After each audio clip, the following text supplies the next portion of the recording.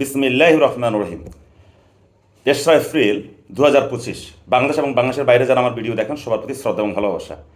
আজকে একটু ভিডিওটা বড় হবে, যদি ভালো লাগে শোনার চেষ্টা করবেন এবং অন্যকে শোনার সুযোগ করে দেবেন শেয়ার করে। যে বিষয়টা নিয়ে আলোচনা করতে চাই সেটা হলো, অনেকে বলতে চান যে আওয়ামী লীগের রাজনীতি শেষ হয়ে গেছে, আওয়ামী লীগ মুসলিম লীগ হয়ে যাবে, আওয়ামী লীগ এই করবে সেই করবে। মূলত বিষয়টা হলো আওয়ামী লীগের রাজনীতি নিষিদ্ধ হোক বা না হোক, আগামীতে কি আওয়ামী লীগ ঘুরে দাঁড়াবে কি দাঁড়াবে না, আওয়ামী লীগের রাজনীতি কি বিলুপ্ত হবে কি হবে না, সেই প্রসঙ্গে আলোচনার আগে আমি উপমহাদেশের রাজনীতির একটা তুলনামূলক আলোচনা করতে চাই। প্রথমে আমি শ্রীলঙ্কা দিয়ে শুরু করি। শ্রীলঙ্কা লঙ্কা ফ্রিডম পার্টি নামে একটা দল সলোমন বন্দরনায়েক প্রতিষ্ঠা করেন। তিনি এই দলটা নেতৃত্ব দেন, খুব জনপ্রিয় নেতা ছিলেন তিনি মারা যান। পরবর্তীকালে তার স্ত্রী শ্রীমাব বন্দরনায়েক ওই দলটার হাল ধরেন। তিনি বিশ্বের প্রথম মহিলা প্রধানমন্ত্রী নির্বাচিত হন। পরবর্তীকালে অনেক চড়াই উতরাই পার হয়ে বন্দরনায়েকের মেয়ে শ্রীমতী কুমারাতুঙ্গা তিনি আবার এই দলের হাল ধরেন এবং তিনিও শ্রীলঙ্কার প্রধানমন্ত্রী হন। তাহলে বাপ মা মেয়ে সলোমন বন্দরনায়েক, শ্রীমাব বন্দরনায়েক এবং চন্দ্রিকা তুঙ্গা তিনজন প্রধানমন্ত্রী হন। কুমারাতুঙ্গা যখন প্রধানমন্ত্রী হন তখন তিনি রাষ্ট্রপতি বানান তার মাকে, শ্রীমতী বন্দরনায়েককে। যতদিন এই বন্দরনায়েকের পরিবার ছিল ততদিন শ্রীলঙ্কাতে লঙ্কা ফ্রিডম পার্টির একটা জমজমাট অবস্থা ছিল। এখন বর্তমানে শ্রীলঙ্কাতে লঙ্কা ফ্রিডম পার্টির অবস্থা তেমন ভালো না, যেহেতু ওই পার্টিটা গড়ে উঠছে একজন ব্যক্তিকে পুঁজি করে, একজন ব্যক্তিকে কেন্দ্র করে গড়ে উঠেছে। বর্তমানে যারা আছে শ্রীলঙ্কাতে, যে রাজা পাক্ষে, তাদেরও নিজস্ব পরিবারের যে ইমেজ, এই ইমেজকে কেন্দ্র করে তাদের দলটা এখনো ক্ষমতায় আছে, পরোক্ষভাবে তারা আছে। আসেন আপনি পাকিস্তানে জুলফিকার আলী ভুট্টো সম্ভবত 1967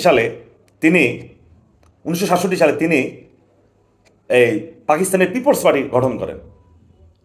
সংগ্রাম করতে করতে তিনি এসে প্রধানমন্ত্রী হন, আবার ক্ষমতাচ্যুত হন। পরবর্তীকালে ভুট্টো সাহেবের স্ত্রী নুসরাত ভুট্টো এবং তার কন্যা, বিদেশি কন্যা, অক্সফোর্ড থেকে পাশ করা বেনজির ভুট্টো এই দলের হাল ধরেন। ফলশ্রুতিতে বেনজির ভুট্টো দুবার পাকিস্তানের প্রধানমন্ত্রী নিযুক্ত হন। বেনজির ভুট্টোর পরে তার ছেলে বিলওয়াল ভুট্টো বর্তমানে যারা পাকিস্তানে আছে কোয়ালিশন গভর্নমেন্ট, সেটা সম্ভবত পররাষ্ট্রমন্ত্রী। তাহলে এখন পর্যন্ত তাদের দলটা টিকে আছে। তার কারণ হলো তাদের উত্তরসূরি আছে। কারণ এই দলগুলো গঠন হয়েছিল একজন ব্যক্তি কেন্দ্রিক। একজন ব্যক্তি তার ভালো চিন্তা থেকে যখন দল গঠন করেন তখন মানুষ সমর্থন করেছে। মূলত ওই ব্যক্তিকে কেন্দ্র করে ব্যক্তির যে আদর্শ সেটাকে ধারণ করেছে জনগণ। আসেন আপনি ভারতের যে কংগ্রেস যদিও ইংরেজরা এই কংগ্রেস দলটা গঠন করে, কিন্তু 1947 সালে ব্রিটিশ বিরোধী আন্দোলনে কংগ্রেসের একটা ভূমিকা ছিল এবং সেই ভূমিকাতে নেতৃত্ব দেয় পণ্ডিত জওহরলাল নেহরুর বাবাও কংগ্রেস করেছেন, কিন্তু পণ্ডিত জওহরলাল নেহরু বাবাকে ছাড়িয়ে গেছেন।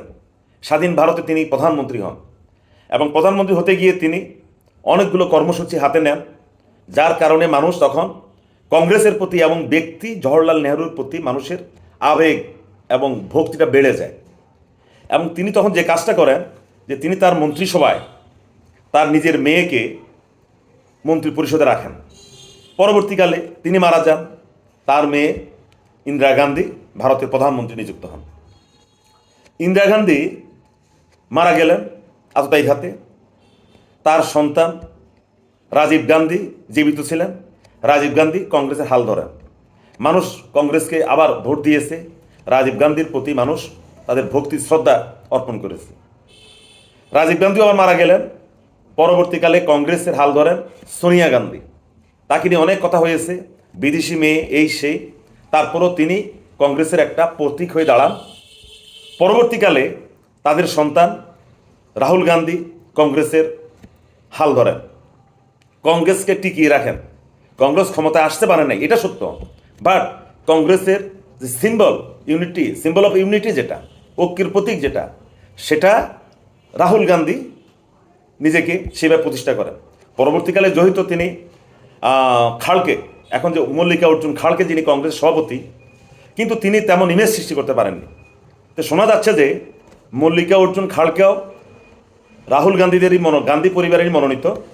যদিও মল্লিকা অর্জুন খাড়কে কংগ্রেসের সভাপতি, কিন্তু এখনও পেছন থেকে কংগ্রেসের যত কল কাঠি নাড়া সব কিছু এই রাহুল গান্ধী করছেন। এবং 2023 এবং 24 পুরো ভারতে রাহুল গান্ধীর যে সফর, ভারত জুড়ো যে আন্দোলন, সেটাও নেতৃত্ব দেন রাহুল গান্ধী। এই কারণে কংগ্রেস এখনও টিকে আছে মূলত ওই ব্যক্তির পরস্পর বংশধারার কারণে। এবার আসেন বাংলাদেশের আওয়ামী লীগ। এখন বাংলাদেশের আওয়ামী লীগ নিয়ে আলোচনা করতে গেলে প্রথমে আমাদেরকে আলোচনা করতে হবে আওয়ামী লীগটা কোত্থেকে আসলো। মূলত এই আওয়ামী লীগটা তো একদিনের সৃষ্টি হয়নি। 1906 সালে মুসলিম লীগ গঠন হয়। কেন হয়? ইংরেজদের শাসন আমলে মুসলিম লীগ গঠন হয় মুসলমানদের রাজনৈতিক অর্থনৈতিক যে অধিকার, এটাকে কেন্দ্র করেই মুসলিম লীগের জন্ম হয়। এবং শুনলে অবাক হতে হয় যে মুসলিম লীগ পাকিস্তানও আছে, ভারতও আছে, বাংলাদেশও আছে, কিন্তু মুসলিম লীগের জন্ম হলো ঢাকাতে। নবাব সলিমুল্লাহ মুসলিম লীগ গঠন করেন। আজকে যারা আমরা যে কায়েদে আজম মোহাম্মদ আলী জিন্নাহ বলি, এরা কেউ ভাই মুসলিম লীগের প্রতিষ্ঠাতা না। কায়েদে আজম জিন্নাহ সাহেব কংগ্রেস করতেন, উনি মুসলিম লীগের পরে মুসলিম লীগে যোগদান করেন। এই ইতিহাসটা আমরা যেন আমরা ভুলে না যাই। মুসলিম লীগের প্রতিষ্ঠা হয়েছে এই ঢাকাতে, এই নবাব বাড়িতে।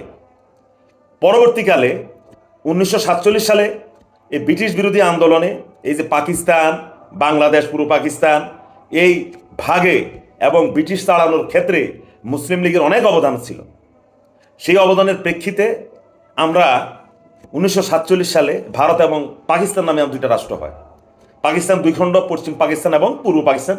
আমরা আজকে যেটা বাংলাদেশ, এটা ছিল পূর্ব পাকিস্তান, এর আগে ছিল এটা বলতো পূর্ব বাংলা বা বঙ্গদেশ। এখন এই যে আওয়ামী লীগটা কবে আসলো? আওয়ামী লীগটা আসলো 23/6/1949 সালে, অর্থাৎ ব্রিটিশ স্বাধীনের 2 বছর পরে আওয়ামী মুসলিম লীগ নামে। প্রথমে এটা সভাপতি ছিলেন মাওলানা আব্দুল হামিদ খান বাসানি, পরবর্তী সাধারণ সম্পাদক ছিলেন টাঙ্গাইলের শামসুল হক সাহেব। এরপরে 1964 সালে বঙ্গবন্ধু ছিলেন বা শেখ মুজিবুর রহমান সাহেব ছিলেন আওয়ামী লীগের সাধারণ সম্পাদক। 1966 সালে শেখ মুজিবুর রহমান সাহেব আওয়ামী লীগের সভাপতি নিযুক্ত হন। ইতিমধ্যে আওয়ামী মুসলিম লীগ থেকে আওয়ামী শব্দটা চলে গেছে। শেখ মুজিবুর রহমান যখন আওয়ামী লীগের সভাপতি হন, তখন তিনি এই আওয়ামী লীগের নেতৃত্ব দেন।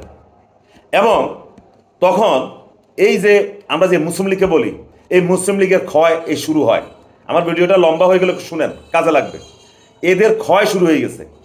এর কারণটা হলো মুসলিম লীগে যারা করতেন তখনকার দিনে সব খান বাহাদুর, অমুক বাহাদুর, জমিদার, তালুকদার এবং চোস পায়জামা, শেরওয়ানি, মাথায় টুপি, হাতে লাঠি নিয়ে এরা ভাবসাব নিয়ে হাঁটতেন।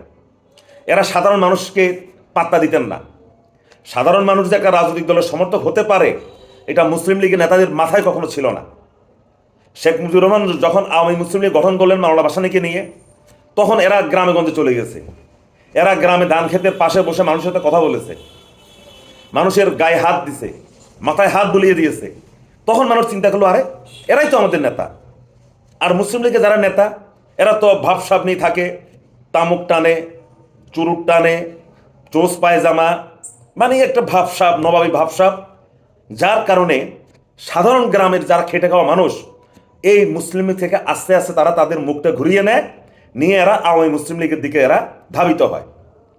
তখন সাধারণ মানুষকে নিয়ে এই মাওলানা ভাসানী এবং শেখ মুজিবুর রহমান এই আওয়ামী মুসলিম লীগটাকে তারা এই ধীরে ধীরে তারা গড়ে তোলেন। 66 সালের পরে আওয়ামী লীগের মধ্যে একটা ব্যাপক পরিবর্তন হয়। এর কারণটা হলো বহু মুসলিম লীগের নেতাদের সন্তানদেরকে তারা আওয়ামী লীগে তারা জায়গা দিয়েছে। বরিশালের মহিউদ্দিন সাহেব, উনি কোন জানি ন্যাপ না কি করতেন, উনি আওয়ামী লীগ যোগ দিয়ে, এরকম অসংখ্য আপনার ইতিহাস খোঁজ করবেন, দেখবেন যে বহু মুসলিম লীগের মধ্যম সারির নেতা, নিচের সারির নেতারা সব আওয়ামী লীগে চলে আসছে। শেখ মুজিবুর রহমান সবাইকে কোলে তুলে নিছে। যার কারণে মুসলিম লীগ নেতা শূন্য হয়ে পড়ছে। এক তো মুসলিম লীগের কোনো কর্মী নাই, এরা একটা ঠাঁটভাট নিয়ে চলতেন। এর মধ্যে মধ্যম সারির এবং নিম্ন সারির যারা নেতা ছিলেন, শেখ মুজিবুর রহমান সবাইকে বুকে তুলে নিল। এরা হয়ে গেল এখন আওয়ামী লীগ। আর মুসলিমই হয়ে গেলেন এখন কয়েকজন নেতা সর্বস্ব, প্যাড সর্বস্ব দল বলে না, মুসলিমই হয়ে গেলেন কয়েকজন নেতা সর্বস্ব। এই সবাইকে যখন শেখ মুজিবুর রহমান সাহেব বুকে টেনে নিলেন, তখন তার দলটা মানে একটা বড় আকারে একটা দল হয়ে গেল। সবাই এখন আওয়ামী লীগ হয়ে গেল। আওয়ামী লীগ হয়ে যখন আওয়ামী লীগ বড় হয়ে গেছে, মুসলিম লীগ ছোট হয়ে গেছে। এরপরে আমরা 69 গণ অভ্যুত্থান, 70 নির্বাচনে মুসলিম লীগের ধরাশয়ী অনেক জায়গায় তারা এজেন্টও দিতে পারেনি, কারণ তাদের যারা এজেন্ট হতো, তাদের পক্ষে যারা মাস্তানি করতো মুসলিম লীগের পক্ষে যারা গুন্ডামি করতো, এরা সব চলে গেছে এখন আওয়ামী লীগে। যার কারণে মুসলিম লীগ একটা জীবন্ত মৃত অধ্যায় চলে গেছে। আসলেন আপনি আওয়ামী লীগের আমরা প্রথম দেখলাম বঙ্গবন্ধু মারা গেলেন, শেখ মুজিবুর রহমান সাহেব মারা গেলেন, ওনার মেয়ে জীবিত ছিল, মেয়ে এসে হাল ধরছে। 21 বছর সাধনার পরে তিনি ওনার দলকে আবার ক্ষমতায় নিয়েছেন। এরপর আবার বিদলে গেছেন, আবার টানা 17 বছর তিনি দলটাকে পরিচালনা করছেন। এখন প্রশ্ন হলো যে 17 বছর নিয়ে বিতর্ক, ফ্যাসিস্ট, একরোখা, স্বৈরাচারিণী যা আছে আমরা সবই বলবো। তাহলে এখন আমাদের ভবিষ্যৎটা কী হবে? এইখানে গেল আমাদের মূল প্রশ্ন। আমরা চিন্তা করতে হবে যে শেখ হাসিনা যতদিন আছে ততদিন আওয়ামী লীগ আছে।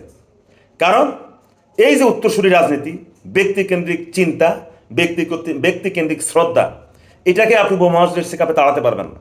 আমাদের অনেকে অনেক কথা বলে, পণ্ডিতি দেখায়, আপনাকে বাস্তবতার মাঠে আসতে হবে। শেখ হাসিনা যতদিন আছে আওয়ামী লীগ টিকে আছে। ধরেন শেখ হাসিনা এখন নাই, উনি স্বাভাবিকভাবে ওনার ন্যাচারাল ডেথ হয়েছে। যদি শেখ পরিবারের কেউ হাল ধরে, ওই যে গোড়া আওয়ামী লীগের যারা, এরা ঠিক মতোই আবার ওই আওয়ামী লীগে চলে যাবে। তাহলে এখন আওয়ামী লীগকে অনেকে বলে আওয়ামী লীগের বিলুপ্তি, আওয়ামী লীগের মুসলিম লীগের পরিণতি বহন করতে হবে। তাহলে সেটা কেমনে করবেন? আসেন এবার সেই জায়গাতে। আওয়ামী লীগকে মুসলিম লীগে পরিণত করার জন্য কয়েকটা পথে আমাদের নিতে হবে। আমাদেরকে মনে রাখতে হবে, গত 17 বছরে বহু পরিবার আওয়ামী লীগ করেছে ঠেকায় পড়ে। কেউ নিজের সম্পদ রক্ষার জন্য, কেউ ব্যবসা রক্ষার জন্য অনেকে আওয়ামী লীগের নাম লিখিয়েছে। এরা কিন্তু মনে প্রাণে আওয়ামী লীগ করে না।